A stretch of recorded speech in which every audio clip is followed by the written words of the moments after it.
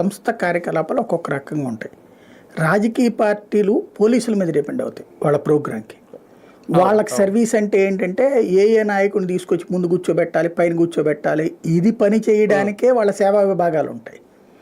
అంతే తప్పించి లేదా అయితే మంచినీళ్ళు ఇది కూడా అవుట్ సోర్సింగ్కి అప్పచెప్పేసేస్తారు, ఏది క్యాటరింగ్ వాళ్ళకి అప్పచెప్పేసేస్తారు.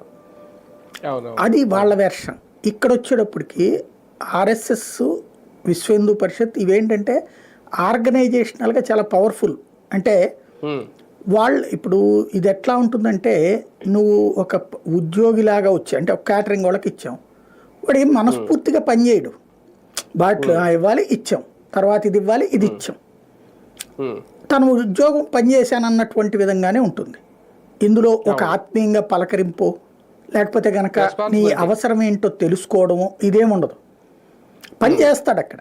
కానీ ఇక్కడ మీరు అబ్జర్వ్ చేస్తే వాస్తవంగా నేనేంటంటే జర్నలిజం ఫీల్డ్ నుంచి ఏదైతే మన ఫీల్డ్ జర్నలిజం నుంచి బయటకు వచ్చేసేసి కంప్లీట్గా డెస్క్ జర్నలిజం లేకపోతే మేనేజ్మెంటల్ సిచ్యుయేషన్లోకి వచ్చేసాక సభలకు వెళ్ళడం మానేశాను నేను.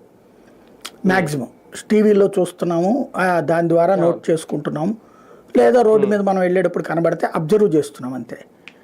అంటే అందరిలో టీవీలో చూడటమే. నేను అట్లాంటిది ఈ కార్యక్రమం అన్నప్పుడు అసలు నిజంగా అంటే ఈ మధ్యకాలంలో